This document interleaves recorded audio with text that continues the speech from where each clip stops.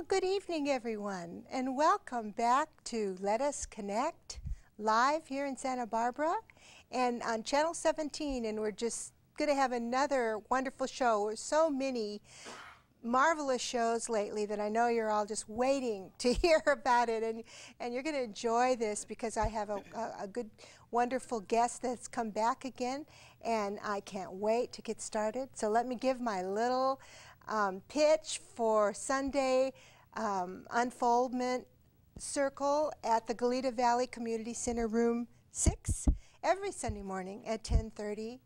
And we have a wonderful little group and sit in a circle and do all kinds of wonderful topics. I'm using the word wonderful a lot. It must be Michael, maybe Lawrence Welk is coming in or something. But anyway, I'd love to have you join us for our circle on Sundays at 10:30 at the Goleta Valley Community Center. And we just have a great little group that's unfolding together our particular latent spiritual and psychic gifts and talents. They're with others that are also interested in the same thing, and it's really nice to have that time to get away from the week and all the work, you know, problems and thoughts, and just have a chance to blend together and to work with spirit and with each other. So I'd love to invite you. Again, 10:30 on Sunday mornings. You can just come or you can give me a call. Either way. Okay? All right. Well, tonight I have brought back or asked back one of our wonderful guests, Usha Tuvell, and I want to welcome you back to Let Us Connect, Usha. Thank you. You just are radiant tonight in your beautiful sari and your hair and everything. I mean, you're just like a star here. Oh, wow. A shooting star. And I know so many people have been waiting to have you back and have been saying, oh, it's so going to be so good to have Usha back. Well, and thank you for your kindness. Thank you. Well, thank you for inviting me back. My pleasure. Well, we're glad that you came. And as if some of you new viewers that haven't seen Usha before here on Let Us Connect, she comes in clear from the Bay Area. Yes. All right. Yes. And which area is it? Which town? East Bay. East Bay. 30 minutes east of San Francisco. Okay, and she drives down in her van, and you brought your girls I brought tonight? my girls this time. It's the middle of summer vacation. Okay. And Santa Barbara is so beautiful. Oh, I'm and so I glad. miss the ocean. I miss the warmth of the ocean. So up where you are, are you on cold. the bay? Yes. It's cold, but the weather's hot right now, yes, isn't it? It was 117 last week. Oh, Incredibly hot. Oh, wow. Amazingly hot. Well, I remember when you said you couldn't wait to come down because you could, you know, get into some cooler weather. And we're like all sweltering here, but not 117. No. But that's not the usual temperature for up there, is we it? usually have a few weeks of really high temperatures. You do. But they don't go over 105. Yeah. And this year it's been crazy. The thermometer has just been climbing and climbing, you know. Yeah. So it's been really sweltering. Like I was telling you, it's good to have a pool or have friends with a pool. Friends with a pool. We don't own a pool yet. Yeah. So let's talk a little bit about you. Well, hopefully you will. If your girls will probably help you out. Yeah. Asking for them. That would be good. And let's just say a little bit about you again. You were born in Pakistan, but you moved to India at 15, right? Yes. And into a Hindu family. Yes. You were born into a Hindu family. Yes. And you're here. Yes. And tell us just a little bit how you met your husband, just briefly, and how you got here. That's such a fascinating story, and I know a lot of our viewers would like to hear that again. I met my husband over there, and he was a Marine, and he's not an ex-Marine now. He's a former Marine. That's the correct terminology. Okay, we'll remember former. And yes, and he escaped my mother's wrath because she chased him around with a butcher's knife and was out to kill him when she found out.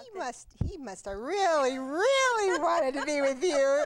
Mother-in-law chasing him with a butcher knife. Oh, yeah. Now, was that mainly because of the difference in, you know, religion? Religion, and also he was outside of our community.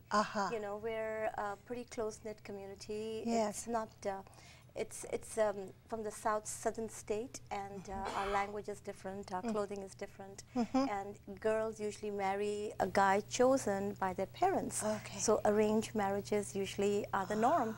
All my cousins have been married with arranged marriages. My nieces are getting married, in the next few months, and they have never met their fiancé yet, So that is the custom. And it's still carrying on then? It's still carrying on. Is there any change in that at all? I mean, besides you? I'm the black sheep of the family. You're like the forerunner. You're the pioneer. They have a little bit change. They let them meet after the engagement, so they can make a few conversation pieces together with everybody watching. So they're not allowed to go on a date or anything. So you met your husband, this Marine. Yes. And tell me more, because that had to be quite a, I know it's quite a story. I just want you to tell it again Well, briefly. we met, and I was just, just thinking, well, I'd studied in Europe, and a lot of strangers had been very kind to me and taken me into their homes. And so I was showing him the town and just taking him around and being a friend. And a week later, he proposed, and I burst out laughing. And I thought he was joking, but he had a tear trickling down his cheek, and he was very earnest. And so I took about 3 years to be convinced. 3 years? 3 years. Many mothers chasing him with butcher knives? Well, yes, it took about a year and a half before I could tell my parents.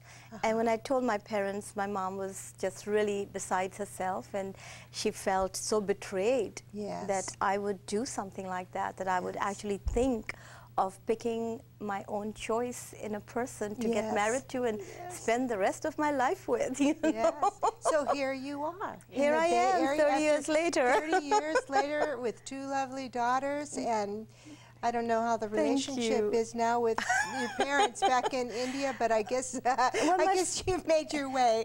I've made my way. My father passed away a few years, but he came to accept it, and he came to visit a few times. My mother still has a hard time accepting the fact. She doesn't really stay in touch with her granddaughters, and those are the only 2 granddaughters that she has. So she's missing out on a large part of her life, Yes, she is. I wish she would. Could still change. I hope so. I hope so, too. I hope so. I really do. Life is about, hoping. Yes.